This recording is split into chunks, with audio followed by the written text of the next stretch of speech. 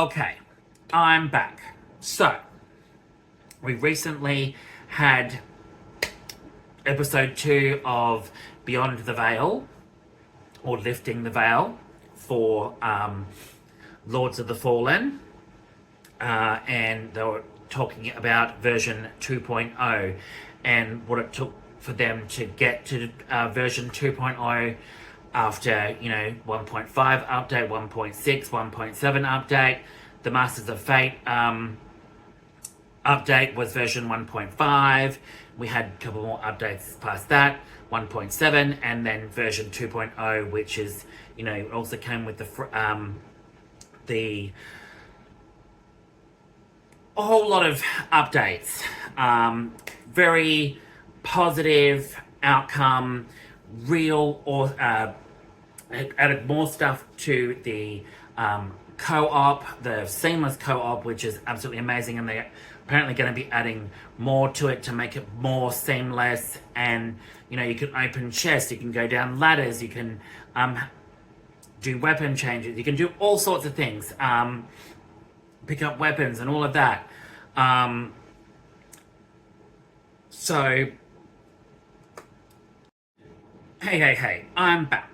So, Lifting the Veil, episode 2 for Lords of the Fallen.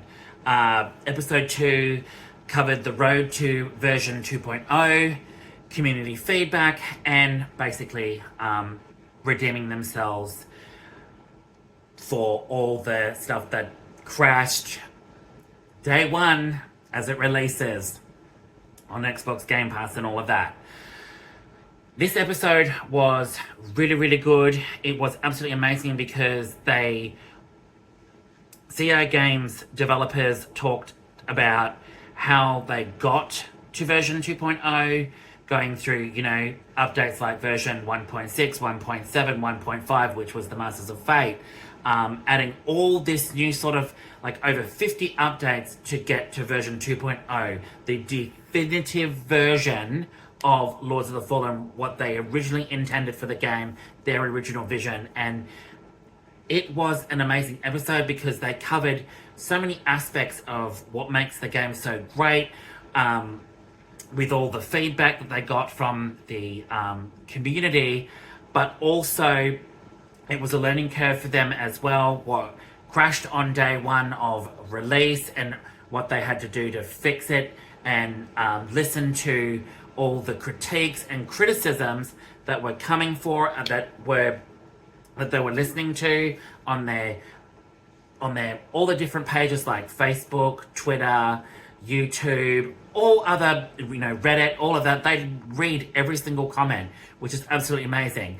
And this video covered all that. It covered, Masters of Fate and what they did with that, and what everyone loved about that. And I really, really appreciate CI Games for just the amount of effort they have put in every single time to make this game absolutely fantastic. It has not disappointed me at all. It is absolutely amazing. And they covered so many aspects of the seamless co-op. You got free, someone that doesn't have Lords of the Fallen, they can it's called a free friend pass. So you can have a friend play Lords of the Fallen with you in your game without them physically having the game. So there's all these different ways for people to get into it. They've lowered the density mobs. They've made some of the bosses a little bit easier. They've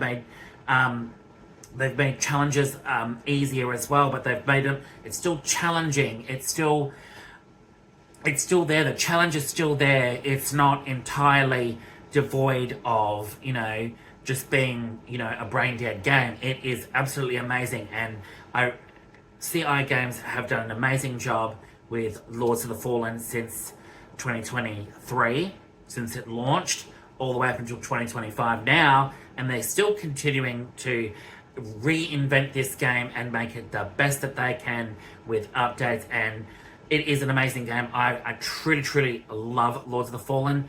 I actually think Lords of the Fallen is way better than Elden Ring.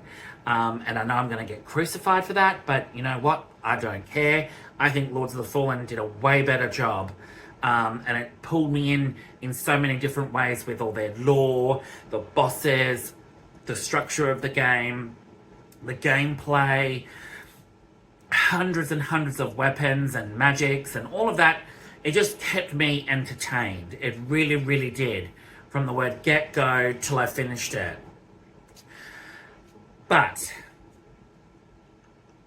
as much as I really, really loved this episode, and they also talked about the future and teasers for the next episode that is going to show teasers for Lords of the Fallen 2, which is currently in full swing, and it excited me really, really badly. Like, I got so excited when they said there was going to be teasers. They're going to share some stuff with everybody, and I honestly cannot wait. I honestly cannot wait for this because I'm a huge fan of Lords of the Fallen.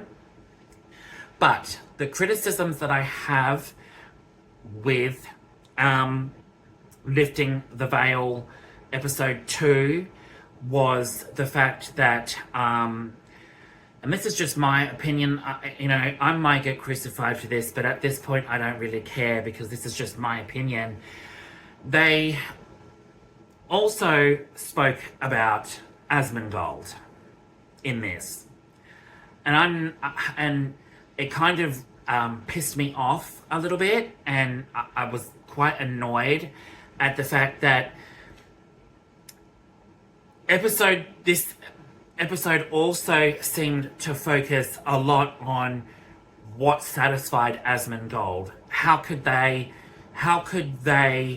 make the game all that and more for Asmongold? Because apparently he is a huge fan of this game and loves that. I get that, and he's one of the biggest influencers out there. Personally, I don't like his content. I don't agree with a lot of the things that he says on his channel, the way that he criticizes game studios, game developers, games in itself, characters that are in the game. I don't like his critiques. I don't like his content in general. I don't think he's a very nice person when it comes to things like that. He's very, very, very, very harsh, and he criticizes the hell out of game studios and developers if it doesn't satisfy his needs and the way that a game should be structured and how it should be pleasing for him to enjoy a game. And everyone enjoys a game, and the community gives them feedback and they take all that feedback. But what I got from this episode 2 was that they really were trying to satisfy Asmongold when it came to Asmongold being one of the biggest. And they mentioned some of the other ones like Vextra Life, and I personally think Vextra Life is way better for way better content creator. I absolutely love Vextra Life's setup, and I follow them, and I love all their videos. Their videos on Lords of the Fallen was absolutely amazing. Hundreds and hundreds of videos on builds, walkthroughs. I mean, Vextra Life is amazing. And I know he has a huge problem with Vextra Life. That's his prerogative, I guess. But Vextra Life, I think, is way better for content. Maximilian Dude, way better for content. When it comes to Asmongold, I don't like any of his content. And the way that he criticizes studios as well and game developers, I think, is disgusting. But it seemed like this episode that I could take from it was they were talking about, he had a whole list of stuff that he critiqued in this game, in Lords of the Fallen, and all the stuff that he got from it when they gave him a copy to sort of, to see what his opinions were on it and all of that, and he criticized this and all of that and gave it back to them, and they changed all of that and got that all ready for him. And it came across to me like they were doing it to really please Asmongold, because he's a huge fan of Lords of the Fallen, and it all hinges on Asmongold being the one that they've got to please. And then when that all changed, and they quickly took in community feedback, but also took in a lot of Asmongold's feedback, they all those updates worked, which is absolutely great. I'm not going to fault Asmongold for that. He critiqued it and whatnot, gave a list to them, and they changed it and they listened, and it turned out that, with all those updates and stuff like that, it turned out absolutely amazing. Where I have a problem with this issue is when it came to version 2.0 and whatnot, they also spoke about how, they had to, get this update, the ball rolling on this update and whatnot to please Asmongold, to make sure that Asmongold was happy with how it turned out and stuff like that. And I honestly, I don't understand why it all hinged on a lot of Asmongold's critiques, when I know they take in community feedback, but what about all those other people that are casual gamers that, put in their 2 cents? Do they listen to all of that? Because I know with influencers, they tend to listen to influencers, the big headwig influencers, the big, influencers over, a lot of other small influencers. And this is just my opinion, but I feel like I took away from that episode being absolutely amazing, but at the same time, it was also, they were doing it to please Asmongold, and it sounded like they were doing all this critiquing and whatnot to please Asmongold. And the problem that I have with that is that it all hinged on one influencer, one big influencer, when there were so many other influencers out there that I feel like should have been heard too. And if they were, that's great. But I feel like Asmongold is not the only content creator on YouTube that talks about games. There are so many other people, and Maximilian Dude, absolutely amazing guy for content. Fextra Life, absolutely amazing. Isha Gaming, she's absolutely amazing for content. Fuzzfinger Gaming, he is incredibly good for gaming, especially all his Final Fantasy content. And that's just Fighting Cowboy. They mentioned Fighting Cowboy. He is absolutely amazing for Lords of the Fallen content, Liza P content, all that sort of content. He is absolutely amazing. Great guy. I love his content. Craze Gaming, his content is absolutely amazing as well. RX Gaming, they're amazing for content. So, you have all these other amazing content creators, and it just seems like it all hinged on Asmongold. And I can't see why he is such a big deal when it comes to this sort of stuff. I mean, that's just my opinion. But, I don't like any of his content. I don't like why he criticizes, because at the same time, being a big, huge influencer, he also criticizes the hell out of studios and developers if it doesn't please him when it comes to how they do their content, how they create their characters, how the story goes and whatnot. And I think that is really, really unfair. And he's not the only one. So I'm not bashing him, but there's another one called Vara Dark, Dark Horse Media, or whatever the hell her name is. I don't like any of her content. I think her content is horrible. The way she critiques content creators as well. especially how she criticizes game studios, game developers, the games itself. If it doesn't, the characters don't please her the way certain characters are, whether they're LGBTQ, you know, DEI. She criticizes the fuck out of DEI, and, you know, I get it. Some people don't like DEI, some people don't like LGBTQ content. If you don't like any of that content, don't play the bloody game.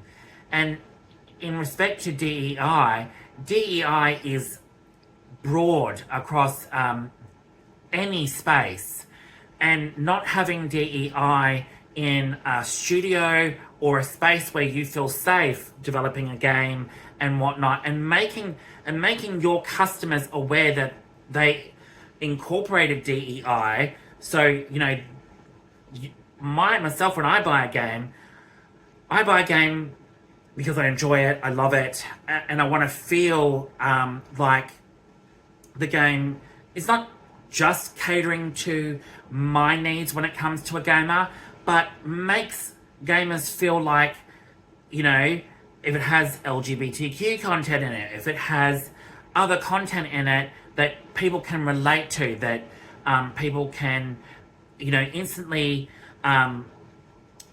just gel with a character and play the game and feel safe knowing that the characters are really written well. Everything is written outstandingly. Claire Obscura, Expedition 33. Absolutely fucking amazing game. Absolutely mind-blowing. Has made me cry so many times, and I'm not afraid to admit that. I ugly cried, and that's what that game wants you to feel on that level. And they took the time and care and everything to put into their game, just like CI Games has. But at the same time, I feel like with certain games and studios and that, with people criticizing how they handle DEI, how they incorporate certain themes, so many YouTube creators out there bash the shit out of DEI and LGBTQ content because, you know, let's face it, they're bloody afraid. And I may get my ass ripped to shreds, but you know what? I don't care, because as a casual gamer myself, I want to enjoy games, and I want to see other gamers out there that feel exactly the same way as I do, that, you know, it doesn't have to have LGBTQ content. It doesn't have to have an overabundance of this to be great. It just needs to be a game that you can gel with. And I have gelled with a lot of games over the years, and some I haven't. But I don't bash the shit out of the developer or the studio for, you know, something as simple as having DEI in their games and they didn't know how to handle it properly. Some studios and that are so berated by content creators, especially high-level influencers, which I feel some of them are responsible for so many game developers and studios pressuring to get rid of, you know, LGBTQ themes, to get rid of certain other themes about maturity, or you know, getting rid of entirely having, you know, as a lot of people complain about, you know, a video game character not having the right breast size because they got to be big. These characters don't look hot; they look ugly, and I just think those sort of influences are just are extremely horrible content creators, and I think complaining about that, it generates those type of influences generate all that hate with their viewers, and then their viewers and fans get the same sense that, oh, just because they don't like it, they jump on the bandwagon and attack the DEI department that, you know, runs this part and whatnot. And, you know, just because there's you know, a couple of LGBTQ things here, people can't stand it and think that the LGBT community, you know, need to shut up and go away. We don't need this in video games. No, I feel like if there's a right balance of this and that and everything else in a video game, Final Fantasy, for example, just one of many, that sprinkle themes out, but it's spread out nice and even. Sometimes don't even bring it up because it's not even an issue with sexuality and whether they're straight, hetero, trans, whatever. I just think it's a thing that I don't see a lot of smaller content creators talking about. And I'm not trying to, I'm not trying to be horrible or whatnot, but I don't understand why with episode 2 of Lifting the Veil, it just seemed like this all hinged on Asmongold's opinions and what satisfied Asmongold and how can we make it better for Asmongold. But it seemed like at the same time when you took community feedback, it seemed more like you were doing influencers' feedback over everything else. And I feel like, I don't know, I just feel like that I took away from that it all hinged on Asmongold. We gotta please Asmongold. But hey, that's just me.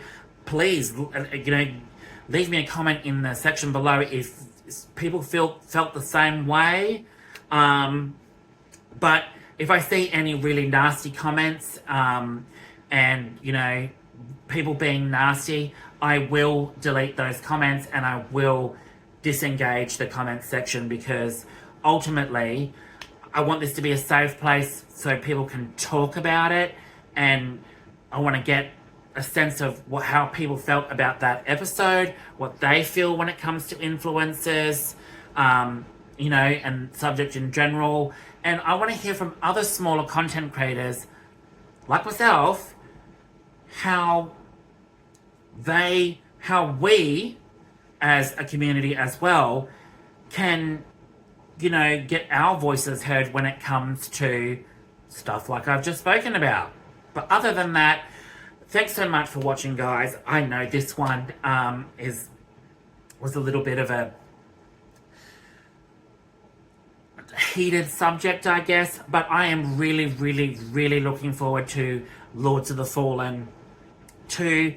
I cannot wait to see what they have in the teasers for the next episode, how it's all shaping up, whether we see teasers for bits of sprinkled gameplay, artwork, concepts, sneaky teaser trailer. I am a huge fan of Lords of the Fallen. I know there's a lot of people that don't like it. I know there's a huge fan base that absolutely love it. But me as a fan, I just cannot wait. And I've done several other videos on Lords of the Fallen, why I think it's better than Elden Ring, and giving my review for Lords of the Fallen. And I absolutely praise CI Games and Hexworks for it. Absolutely fucking loved this game. It was absolutely amazing. Cannot wait to see what they do with number 2. But again, thanks so much for tuning in, guys. Don't forget to give this video a like if you liked it. If you didn't like it, give it a thumbs down and comment down below what you didn't find entertaining about it, or what I could have spoken about more, and I can do it in another video or a live video session, hearing everyone's thoughts and opinions on, when it comes to influencers, big influencers, should they have that big of an influence on a studio itself when, all the other gamers out there in the community don't get their voices heard. I want to hear those people. I really do, because I feel like what it all hinges on is influencers. Influencers are going to be the ones that hinge everything on a studio and and developers, while some of them bash the shit out of it at the same time, but then still have the audacity to play the game and still criticize the fuck out of it. But that's just me. Thanks so much for tuning in, guys. Don't forget to click like, subscribe, and the notification bell to keep up to date with all my content. And I will catch you all with another one very, very soon. Ciao.